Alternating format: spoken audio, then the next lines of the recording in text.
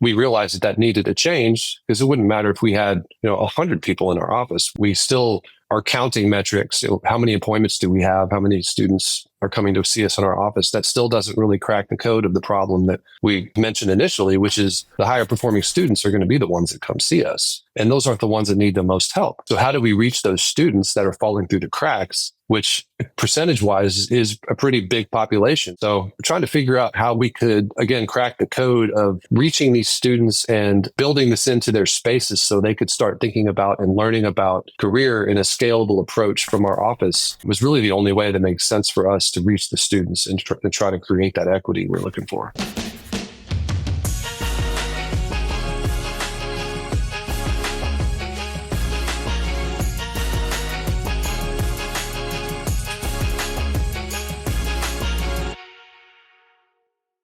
Hey everyone, welcome back to the Career Everywhere podcast. I'm your host, Meredith Metzger, and today I am joined by Justin Morris and Robin Huston, both of the University of Oklahoma. Justin is the Associate Director of Employer Relations, and Robin is the Executive Director of the Career Center. Thank you both for being here. Thank you so much for having us. We've been really looking forward to it. Happy to be here. Yeah, I'm so glad to have you both, and I'm excited to talk to you both today about how your team is implementing Career Everywhere and building a career ecosystem there at the University of Oklahoma. Now, this is obviously super relevant to our audience here at the Career Everywhere podcast. And I know you're doing a lot of cool things. There's lots of grassroots efforts, as I think you both described it. So I'm looking forward to digging into this topic. But before I get into my questions, is there anything else either of you would like to add about yourselves, your backgrounds, or your roles there at OU? No, I mean, I guess I would say that how long I've been here. So I've been at the University of Oklahoma Career Center for 11 years-ish, 10 in my current role, and have seen our office go through a huge, huge change from when I got here and to where we are today, which we'll talk about more down the road. But yeah, I've been here a while, and I'm excited to talk about Career Everywhere with you today. My timeline is very similar to Robin's. I've been in the Career Center for almost 11 years, and in my current role, almost 10. And my team oversees all the recruiting efforts at the university and manages our employer-facing relationships. We focus on propping up experiential learning opportunities for students and just try to connect them to as many opportunities in the talent acquisition game as we can. Awesome. Thank you both for that context. That's really cool that you both have been there for so long. Like, I imagine that gives you lots of, institutional knowledge, but also lots of historical context on kind of how you moved into this Career Everywhere focus and some of the things you're doing now. So again, we'll get into that in just a few minutes here. But before I get into my more specific questions about our topic, I do want to kick us off with a question that I ask all of our guests here on the podcast. And that's, what does Career Everywhere mean to you? I'll go first. For me, it sounds silly, but Career Everywhere is exactly what it says, right? So I want to know that career and professional development is being talked about in every little nook and cranny of this university, not just in our office. And it's funny, when I think about Career Everywhere, I have this weird visual that pops up into my head, and it's almost like the Brady Bunch boxes. And then in each box, I see a different scene from the university. So it could be, a professor in front of a classroom and talking about career. It could be office hours with a faculty member and a student in one of the boxes. And then maybe there's a career fair in a box. And then could be two students just sitting and talking about an interview that one of them had and, feedback, things like that. But really, it's just when I imagine it being talked about everywhere it could possibly be talked about here. I love the Brady Box the Brady Bunch analogy. I'm like imagining it in my head. That's great. Yeah. Justin, How about you? Well, for me, with my job being so employer focused, I think about it in terms of opportunity. And we work on a very large campus, but this idea really rings true for a campus of any size, where you're always going to have some students who don't connect themselves to the opportunities that are presented by their career center, no matter how big or small it is. And it's a difficult proposition for students who don't necessarily have a great idea about what they're going to do with themselves to locate those services and to utilize them, but also connect uh, their process and their job search to those things, and the understanding of a need to develop competencies for professional development early on. And that effort in Career Everywhere is kind of bringing everybody into that conversation early and into the circle of professional development, because our goal is equity of opportunity for all students on campus, not just the ones that know what they want to do when they declare their first major. Some of them might end up in a different major and maybe even a different college, but we want everybody to be connected to equity of opportunity, and that really is what it's all about. I love that phrasing, the equity of opportunity. And I am one of those who switched their major. I think lots of people do. I switched from English freshman year to journalism sophomore year, and journalism was far and away the better fit. All right, cool. Well, now I would love to dig into our topic today, which is, again, how you're implementing Career Everywhere and really building that career ecosystem on campus and beyond. So to get us started, I'm just going to go right into the big question. What are you doing to build that career ecosystem there at OU? I think to really even start to answer that question, I have to give you a little bit of context about our office and where we are today and where we started. Because when about 3 years ago, we were an office of 10, and we're now an office of 20 plus. And that was a huge opportunity for us as a staff, and to see the growth that we could have, but try to figure out, now, what does this mean? We've got all these people. Now, what do we do? So one of the first things that we did was we hired a consultant to come in and do a strategic growth analysis for our office. So we had the Career Leadership Collective come in and work with us and meet with faculty, staff, deans, and everybody in our office, and then had them give us a plan for what they thought would be the best series of next steps for us as an office as we grow. And so out of that came this idea of Career Everywhere, and scaling everything that we do for a university of our size. But how do we do that? Even with 23 staff members, you still can't do everything that you want to do. So we got together, our leadership team especially, and we put together a 3-year strategic plan, and Career Everywhere was at the center of that, and really is at the center of everything that we do. So that's kind of how it all got started, and I'll let Justin add to that. Sure. The idea of building the plan was just one component of it, and the second part of it, though, is like, how do we sell this plan? How do we create kind of a palatable argument to use at all levels in the university? And that starts at the top, obviously, with support from our administration, but also at the college levels, making sure that college level leadership at the dean's level and the department head level are all aware of what this is, and that it is an accessible idea. And this is before we even really start influencing the professional development of students at this level. So it felt like a big lift in the beginning, but Robin's point about the strategic plan was really the key to that. And then just taking the effort to go about spreading the word about it and effectively selling it to our stakeholders around campus, just so we could get the work started. Okay. That's great context. And I'm curious, just to provide even more context for the listeners, how many students do you have there at OU that your team of 23 is working with? I don't even know what the official number is today. It's more than 20,000. We're a centralized office, so we do serve the entire university. We serve undergraduates and graduate students, PhD students, anybody who happens to need our help. That's what we do.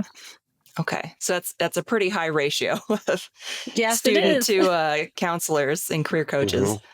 Yeah, you can imagine when we had 10 people on our staff. It was crazy to think about the work that we were trying to do with just this little tiny group of people. So, oh man, I can imagine. But that's amazing that the university was investing in career services and doubled your team size essentially.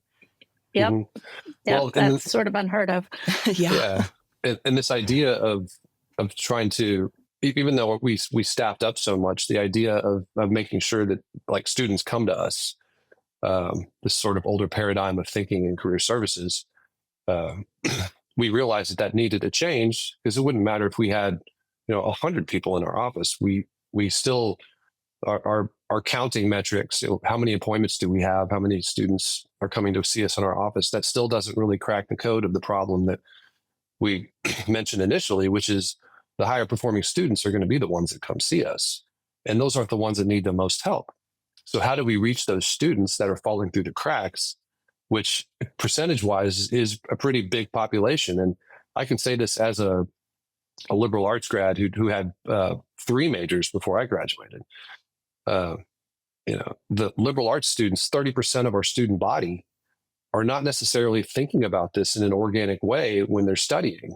They're not necessarily working towards a degree and a major that encourages them to focus on professional development. So trying to figure out how we could, again, crack the code of reaching these students and building this into their spaces so they could start thinking about and learning about career in a scalable approach from our office was really the only way that makes sense for us to reach the students and try to create that equity we're looking for.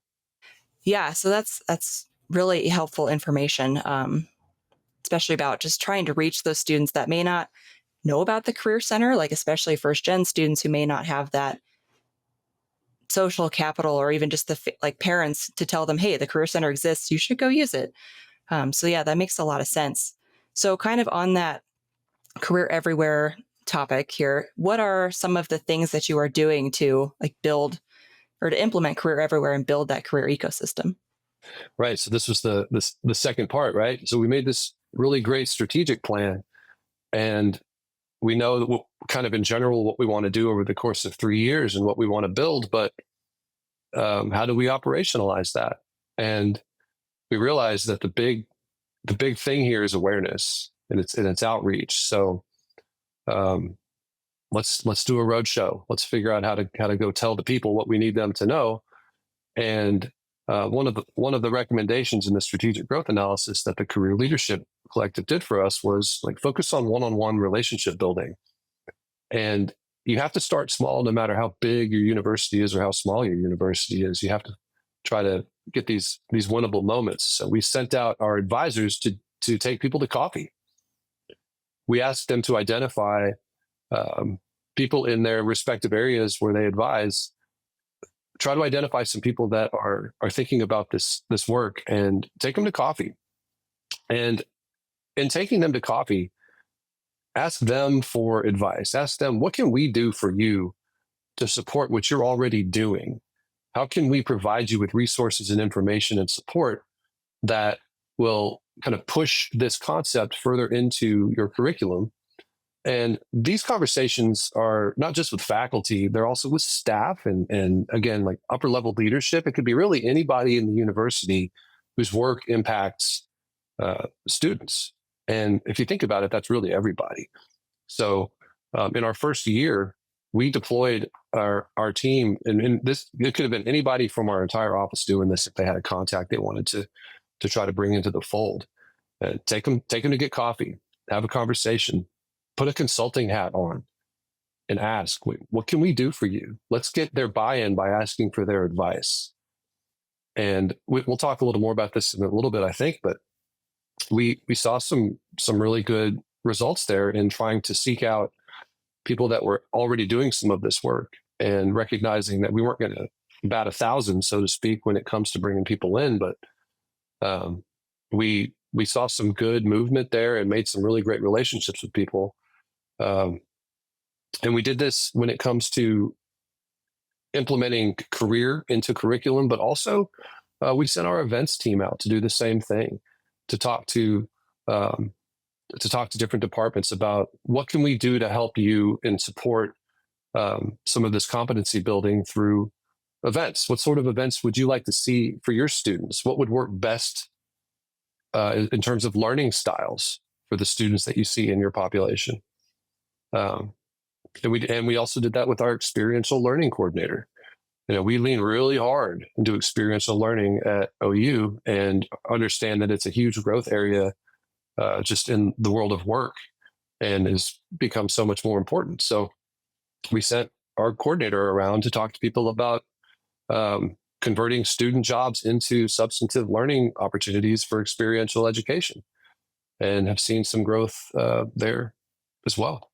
Basically, we're trying to show people that this scalable concept is accessible, it's easy, and there's support from us to get this done and to make these spaces that the students are studying, in which the students are studying, places where they can start to get some of this early career education. I was just going to add to what Justin said with some of of the other things that we're doing. But last May, which was, I guess, really the end of our first year of this strategic plan, we had a very small Career Everywhere workshop for student affairs staff. We started with student affairs staff because, for one, we are part of student affairs, and we know that that's a really nice group of people who are like family to us. And we thought, let's start with the friendly people that we know and see how this goes over. And so we did it. It was just a 2.5 hour, I think, workshop, and it went really well. And so then from there, what we've decided to do is we're building on these coffee chats that we've been having, and we've really cultivated this huge list of faculty and staff from all different areas of the university. And those are the people that we are inviting to this Career Everywhere Symposium, which we're having on April 1st. And so far, the buzz around the event is really good. We have a lot of people have said they're coming, and that's going to be a much longer, not too long, but a longer experience. And we're going to get everybody in one space together, and we're going to have career and professional development conversations. And we're going to keep working on this idea of getting buy-in from the faculty and staff and getting everybody on the same page that career and professional development doesn't need to live in our office. It needs to live everywhere. So we're excited. I hope it's good, and I hope we can report back to you that it went well. Yeah, my fingers are crossed for you. I know the event hasn't happened yet, but I'm just curious what's on the agenda, like generally speaking. Oh, there's a lot. I mean, we're going to do the high level overview of our office and the services that we provide, because oddly enough, so many of these people that we've taken to coffee really had zero experience with our office. They don't know what we do. They don't know what resources we have. And so this, grassroots effort of getting people to understand what we can offer is really important. So we'll start with an overview of our office, our resources that we pay for, that everybody has access to, that they don't know they have access to. We're going to do some pretty deep conversations about the NACE core competencies and the importance of the competencies in our, for our students. And we have an employer scheduled to come and talk about how they use the competencies in their work with interns. I'm excited about that because I think we know that faculty and staff will probably look at an employer out there talking about all of this and think, okay, now they really know what they're talking about. We know too, but they must really know what they're talking about. So that'll be fun. And then we're also going to take the opportunity to introduce one of probably our biggest career champion that we've formed a relationship with on this campus, and let her talk a little bit about the work that she does with students and how she partners with our office. So yeah, it's going to be, and then there will be an hour of over lunch of discussion at the tables. We've got table topics, and so a little bit of everything. Yeah, that sounds great. I'm excited to hear how it goes. So yeah, you'll definitely have to fill me in. Okay, cool. So it sounds like you have these symposiums, you have the coffee chat. Are there any other tactics that you're using to kind of implement Career Everywhere? One thing we haven't really talked about is just our, the thinking in our office that has completely changed for us. And that's what Justin mentioned earlier. We know that this getting students to come to us is not really a sustainable idea. It doesn't work. It's never worked. It doesn't matter how many people you have on your staff. But what we're really focusing on is going to where the students are. So we have sent our advisors out. They go and they office in different areas on campus so they can meet with students. We're trying to make sure that we find the students because they're not going to find us. So we're finding them. So if it means that we find them through faculty and staff, or we find them because we're out in a whole different location, that's just another area that I think has helped us a lot with getting career out into the other spaces. Yeah, I love that. It kind of reminds me of something that was brought up on an episode, a couple of years ago from Jessica Best and Jean Rhee at the University of Oregon, Lundquist College of Business. And Jessica was talking about how she's like, I know it sounds intense to like embed career assignments into the classroom, like into business classes. She's like, but in our mind, that's improving access. If it's a requirement, like then every student is exposed to it, regardless of if they work a job after class, if they have children or a family or other responsibilities, like they still get that same exposure. So this makes me think of that. So true. That's exactly it. That's exactly it. You use the word, the equity model. It's so important. And we recognize that employer feedback tells us actually that there's students that have better access to this professional competency development, have better experiences in their internships. So, and as full-time employees, they show up ready to work and they know what's expected of them. I think it's the secret sauce for getting students ready once they graduate to get the career into the curriculum. Yeah, absolutely. And we know that readiness conversation is definitely in the public eye these days as we talk about the ROI of higher ed. And yeah. All right. Well, you've both shared a little bit about, how you're building this career ecosystem, but is there any other strategies or tactics you want to share before I move on? Cool. Well, now I would like to dig into the why. So why have you prioritized investing in Career Everywhere and really building this ecosystem? Because, it's a lot of work. So I'm just curious, what's your why? Oh, gosh, there's so many whys. The biggest why is that we know that the career conversations are happening. We want to make sure that the people that are having these conversations are actually armed with the knowledge that they need so that they can actually have productive conversations, and that a faculty member doesn't get blindsided with these questions and they're like, well, I don't know. So, that's a big part of it. Another piece, and I have to say, for us, and we talked about how the growth of our office, part of that came from the fact that the regents for higher ed in Oklahoma, we have a handful of new regents, and there was this really cool thing that happened. They started asking questions about career, which has never happened before, not since I've been here anyway. And they want to know, what are we doing at the university at OU to help this and do this work with our students? And what are the outcomes for these students? And they started asking these real pointed questions. And I think the president started thinking, oh, I better start really thinking about this too. And so it just became this snowball effect of, these questions being asked, leading to somebody saying to me, hey, we want you to come in and do a big presentation for the president and leadership about what you need to have this really robust, best-in-class career center. And that's really how a lot of this all started. That's how we got the money to bring in the consultant to do our growth analysis. And so the why came from different reasons, but sometimes, the why, when you have the people above going, hey, this is really important, that pushes your mission forward a lot faster than it would have otherwise.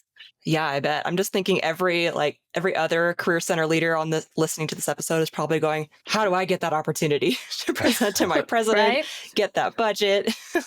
Well, and then the emphasis on workforce development at the state level too is sort of coinciding with this effort from the regents. Our governor has really thrown down the gauntlet in terms of what are we doing to prepare students in Oklahoma to prepare them for the workforce, and how do we retain them, which are two different things. But for our part, the workforce development component, and particularly trying to utilize the NACE core competencies to create that was really boosted by all of the attention that Robin mentioned that we were getting. It didn't necessarily change what we believed about professional development, but it certainly added a lot of fuel to the fire and gave us some momentum that we could utilize to kind of build out and grow. But I did want to make a point about the the scope of it to any other career center leaders that are listening, particularly if you're part of a small institution. You know, these are things that you can do without being heavily resourced. It's if you're able to make a plan to do so. And really the concept itself is accessible across any budget or size of team. It just might change your timeline a little bit, but we're doing important work as an industry, and I feel like the concept of career everywhere and approaching it that way really is scalable across any size university. Yeah, that's a great call out, especially because our guest 2 episodes ago is a team of 1. So I'm sure he will appreciate knowing that some of these tactics are scalable for him too. Okay. I'm curious, Robin, so when you got that call that you were going to be presenting to the president, did you like have that plan like in your back pocket? Like, if I ever get this opportunity, I have this list of things, or did you kind of create your ask after you got that call? I'm just curious. 100%. I never ever imagined in a million years that I would get that call. So I didn't have anything prepared. You know, I'd been here a long time. And even before, you know, I've worked here now, I worked here many years ago for a couple of years, right when I moved to Norman. And so what happened, and that was like 2003 and 2004. When I came back, you know, however many years later, we weren't very different from what it was like when I left in 2004. I mean, we had a little better technology, but that was about it. So no, I mean, I never thought I would have this ask from the president. And it was kind of exciting because we got together as a team and we just started, let's start doing some benchmarking. Let's dream big. Let's think about what we could do. We've always said, oh, if we had more people, we would do this or that. And now we've got this opportunity. So let's build it. And luckily I had time. They didn't say, we want to see you tomorrow. So we put together a really awesome presentation, I thought. And I presented, and then I didn't hear anything for a little while. And I was like, okay, well, you know, we got to do that. And then all of a sudden one day I get this phone call and they said, okay, they said, let's do it. I was like, what? Do what? what are we doing? And so I was a little bit, I just sort of like my mouth on the floor, like, well, okay. And I remember telling the staff, you know, hey, we got the go ahead to make this happen. And it was exciting. And it's been a really fast few years with the hiring. And we were on this, we're going to hire everybody, you know, we're going to hire 12 people over the course of 18 months. And so we started writing job descriptions. And then all of a sudden I got a phone call that they said, actually, they want you to hire everybody right now. And so we went, oh, okay. So we literally hired 12 people in like the span of about 6 months, right, Justin? I mean, it was fast. It was crazy. Challenging, to say the least. Yep, but exciting. Wow, yeah, that's a lot of hiring. We've done some hiring recently here at UConnect, and I can't imagine doing 12 in 6 months. Yeah. I don't want to keep going too far down this rabbit hole, but I am curious with those 12 people, kind of keeping this career everywhere goal in mind, like what were the positions that you added? Well, we sort of touched on, a big one that we had wanted for a long time was a data analyst for our office, because we needed to be able to tell our story in a way that we can share it with everybody. So we hired a data analyst who's created a beautiful dashboard for us that everybody at the university is using in different capacities. So that was great. We knew that we wanted to up our events staff so that we could create more and more of these career community events and more of the career everywhere idea, that we won't want to just have a career fair. We want to have, you know, niche niche events all over, all during the year. And then we hired, how many advisors did we hire, Justin? 3 or 4? Yeah, we increased our advising staff by more than 50%. Yeah. I mean, I'm trying to think, did we hire anybody else besides, I think that was it. But yeah, it was a lot. Well, I just want to add, like, the other focus, and I mentioned our experiential learning coordinator, who we've been sending around doing some consulting. That was an area of growth that we knew needed some extra attention, and we managed to hire somebody that has taken this early idea of what we think experiential learning coordinator job duties should be, and has turned it into this way bigger job. And so now we are doing what I would consider as an office cutting edge work in our industry in terms of utilizing experiential learning to elevate this idea of competency development and embedding career into curriculum. That's really helpful to kind of hear what types of roles you are investing in and how that plays into the career everywhere goal.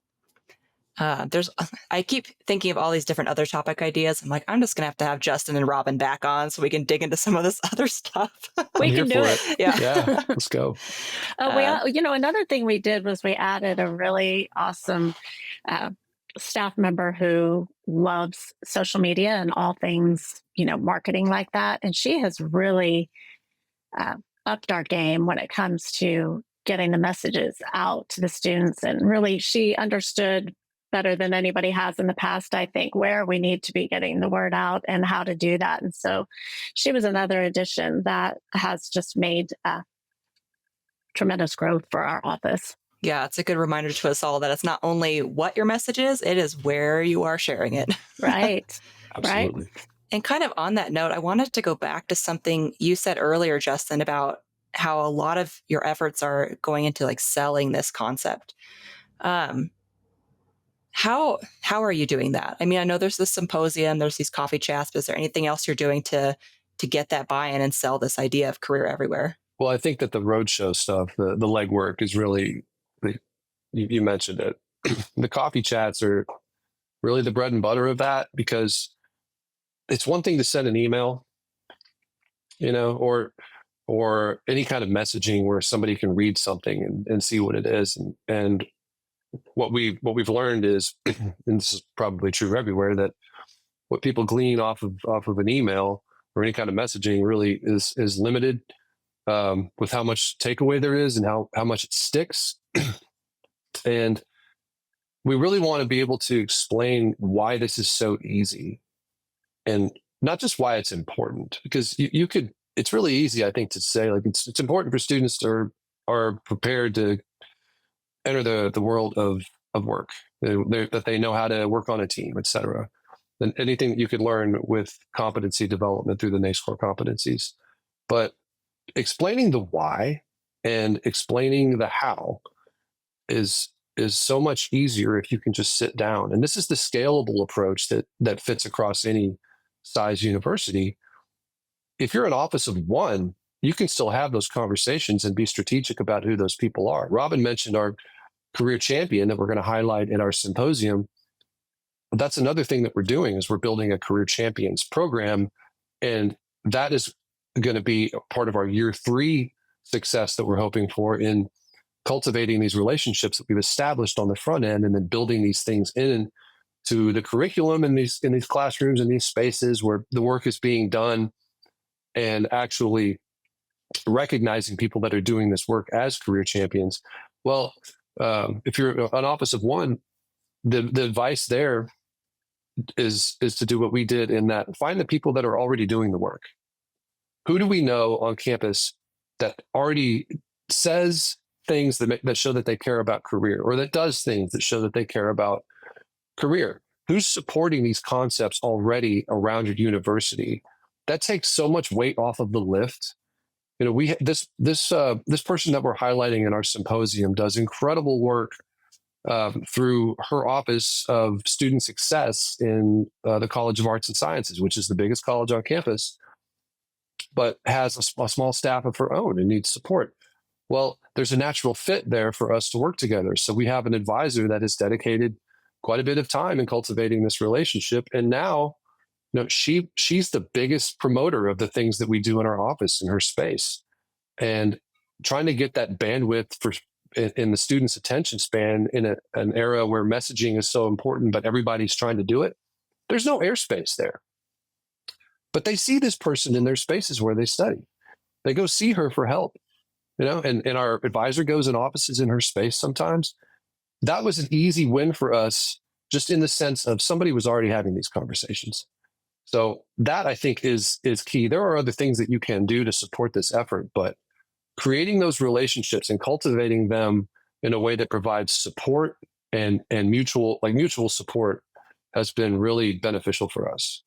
The other thing I think you can't really even quantify, but like if you can get buy-in from the top, you're going to be really set up nicely. And if you can do that, that's great. So one of the things for me, I'm doing my own roadshow. And so I go and I meet with the deans of each college. And one of the things I've done is I take my laptop and I share with them the dashboard that I mentioned earlier, our student outcomes dashboard. And that leads to great questions from the deans to me about, well, why are these numbers lower for my college than this college? And so you get into these really deep conversations about what does student success look like and what do we need to be doing to make students successful, which then leads me into explaining to them about Career Everywhere and the importance of the deans talking to their faculty and staff about the importance of Career Everywhere. And so we've had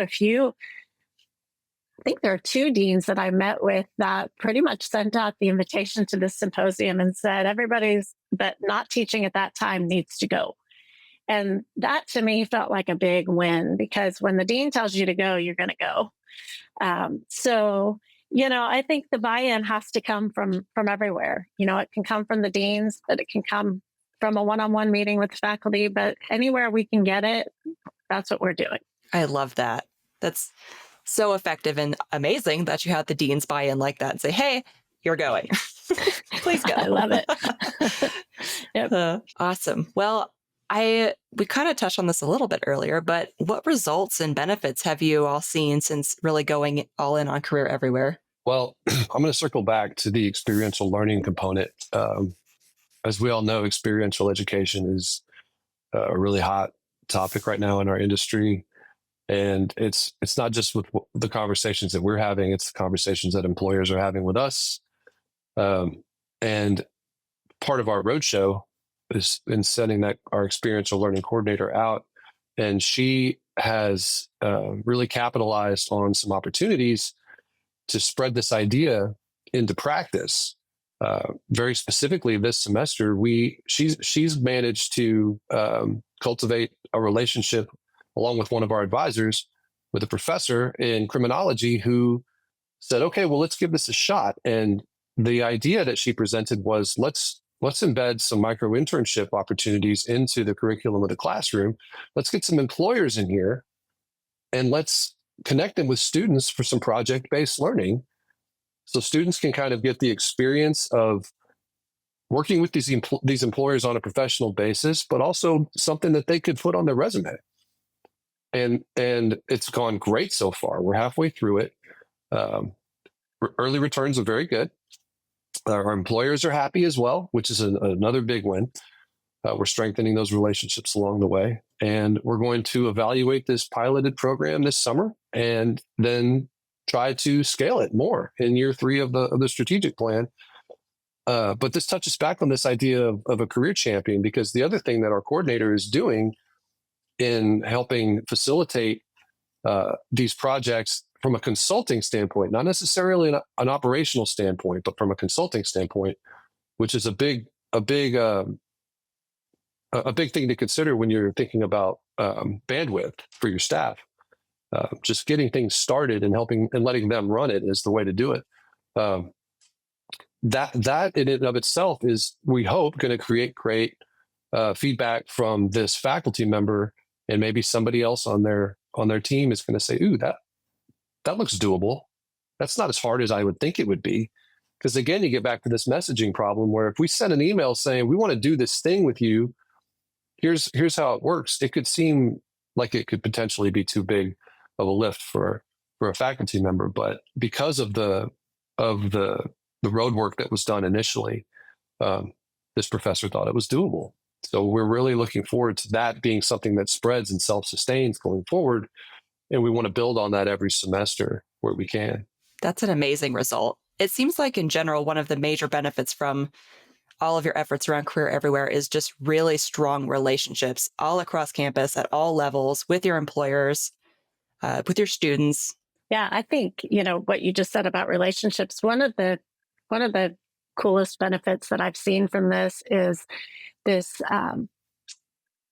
the advisor. So when we first started the Coffee with the Career Advisor, it was really scary to them. It was like, oh, I've never done this before. And faculty sometimes don't seem like they're buying what I'm selling. And do I really have to take somebody to coffee? And so after we got past that initial, we, did some coaching about what does this look like. They started to love it. And we had to actually get a second coffee card because there was always like somebody out having coffee. And we're like, well, maybe we're going to need 3 or 4.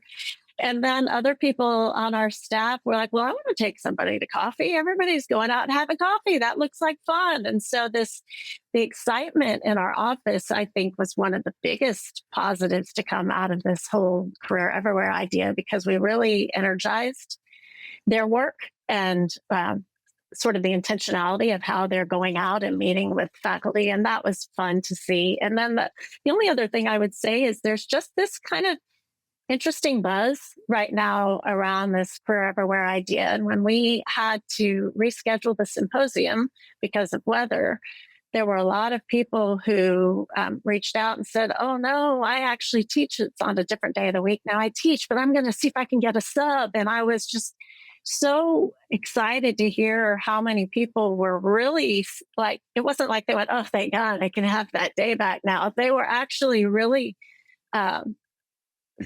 bummed that they didn't get to have that experience. So they were excited about it. And to me, that feels like we're doing something right. Yeah, absolutely. That's a great signal. Yep. Cool. Well, I mean, you've already achieved so much with these programs, but what are your goals for the future of Career Everywhere there at OU? Well, the 3-year strategic plan is going to end, right? This is a finite plan, and we're right smack in the middle of it right now. So there's still work for us to do. But what we want to see at the very end is self-sustainability. We're feeding all of this energy into this project for that specific reason, and we're hoping that if we can get enough career champions involved, and we can have enough of the right people in the right spaces, latching on to this idea of this scalable approach, and it's accessible and it's doable, and this isn't going to take up half of my class time, and we have advisors that are willing to have these early conversations.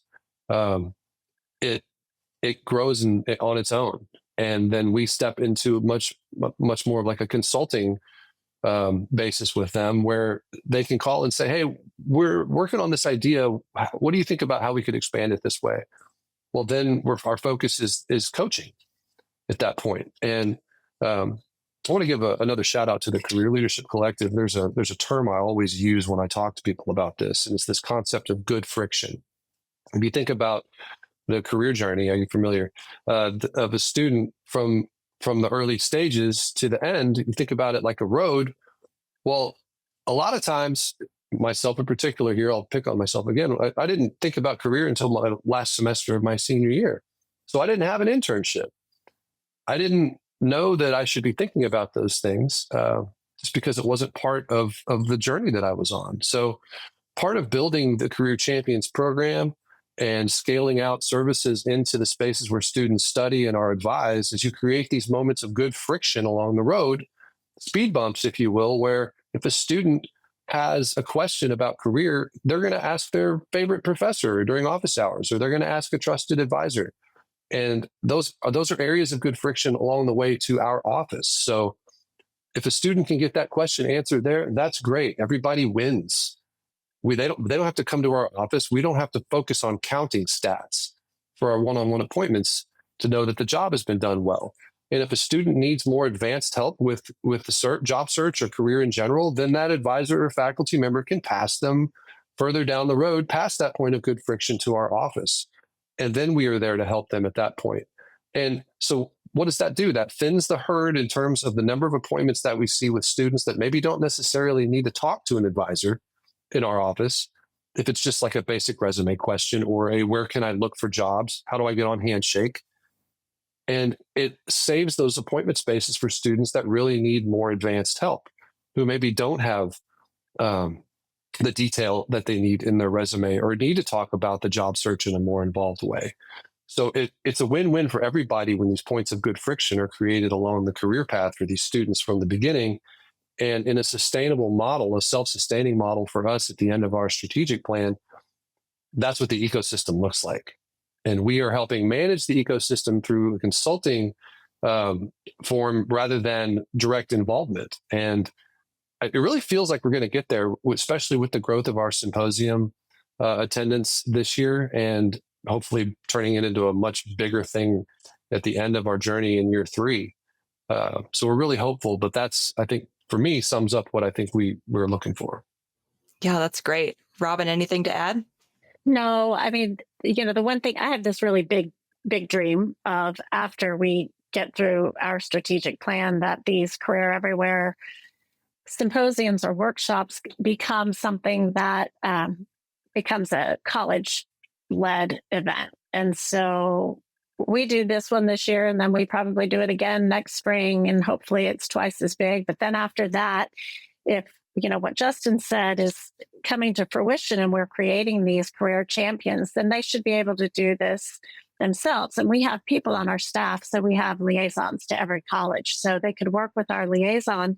And I want to see these Career Everywhere trainings happening in the colleges, so we can be more specific about those students and what type of students they're working with. And we can get, a little deeper into the resources and ways that they can use this idea for their students. So that's just sort of my big goal, is that, we hand this over to the colleges at some point. And I don't know, we'll see if that happens. Yeah, it's all about that sustainability thing like Justin was talking about. Because I was wondering, I was curious what your goals were for the symposium specifically. Like, either you spread it out to the colleges like you're talking about, or it's going to have to become this massive production where you record or live stream everything so that all the faculty have access to it. And that's a big undertaking. It's interesting to think about how we can tailor it to different populations of students, because, not like we were saying, not every college is created equally in terms of career and professional development. And so, different colleges have different needs for their students. And so I think those types of events could be much more impactful than a big, giant one that's very broad. But this is how you have to start. So yeah, for sure. I'm sure colleges in the more liberal arts vein have different advice on career pathing than like computer science, where it's pretty linear. Or business. Yeah, business. Exactly. Yep. Okay. Well, I'll kind of start wrapping this up. I want to be mindful of our time here, but what advice would you give to other career leaders who want to invest more in Career Everywhere and build a career ecosystem on their campuses? I think for me, best advice I could give would be just to get started. It feels really big. And especially if you have a small staff, it feels like a very big undertaking. But honestly, if we had known more about Career Everywhere prior to our staff growth, we could have gotten started. We just didn't know we needed to get started. We weren't there yet. So really, it's almost like you take these baby steps and you do what you need to do to get the ball rolling. And then once you do, then everything just seems to start falling into place. It takes work, but getting started is the hardest part. Yeah, just to add to that, at that beginning point, make a plan. We chose a 3-year window for this as far as the trajectory for the things that we wanted to do, because we were trying to be realistic about how long it was going to take us to build these relationships. And Meredith, you said it, like, to me, the center of this entire thing is relationship building. So be relational, but make a plan. So when you do talk to these leaders in these colleges, at the dean level or at the director level, or if you're trying to lead up in your own organization and you're trying to sell this idea to your own dean, have a plan.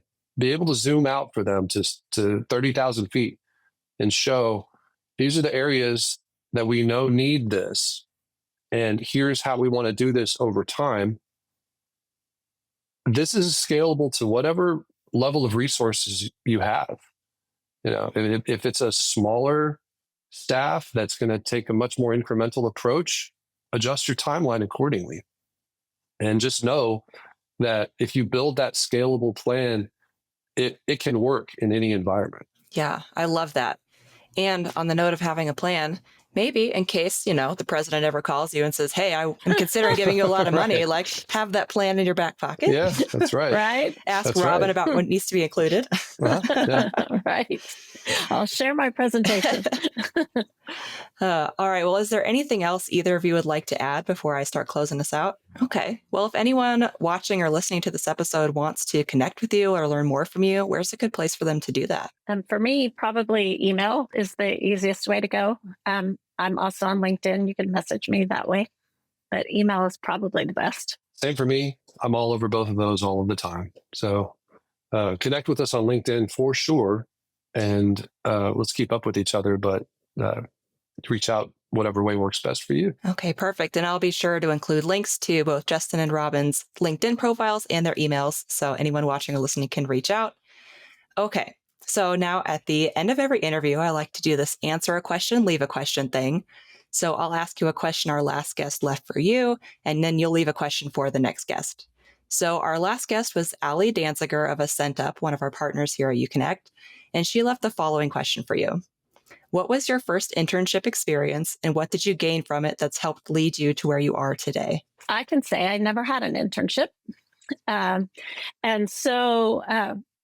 that's not surprising. I went to a really, really big school. And I just sort of got lost in all of it. So I'm just like, let me just get my degree and let me get out of here. And nobody ever talked to me about having an internship. But what I would say is, had I known, so I always had jobs in the summer. I never didn't work, but I always worked.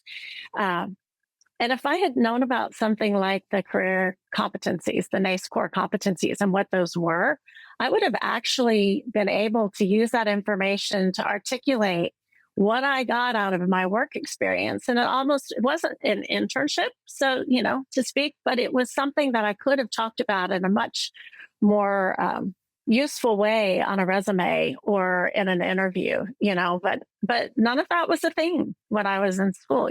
This is all new. And so not having had an internship, it hurt in a sense, but I also got out of school not having any idea what I wanted to do, because I didn't have that guidance either in school. So that really, makes me think what we're doing is the right thing to do, because I don't want, and my daughter's in school here right now, and I don't want her to get out and be like I was when I graduated. I agree with everything she said. My story is the same. I had, as I mentioned before, very little to no knowledge about career development or the job search or the internship process until I was about to graduate. So but the lack of the internship has led me to where I am today, in the sense of recognizing the critical nature of experiential education for all of our students, for everyone. And you mentioned linear career paths from students in business and STEM.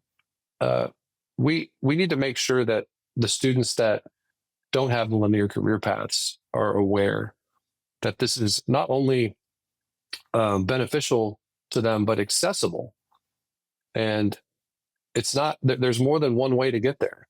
And we are here to help you do that. And that really drives the impetus behind this entire thing. It really drives it that we want students to have equity of opportunity when they come to the University of Oklahoma.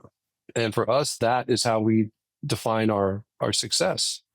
So not having an internship probably hindered me the same way it hindered Robin in the sense of I didn't really get that professional experience ahead of time, but it also informed my current thinking about how important it is. I love that for both of you. It makes sense how you ended up where you are and you have unique insight to offer students. Okay. Well, what question would you like to leave for the next guest? I mean, we thought very long and hard about this and really wanted to, come up with something that we thought would be thought provoking. And I went back and forth so I don't know. Where do we end up, Justin? If you make a pot of chili without beans, is it actually chili? I love that so much.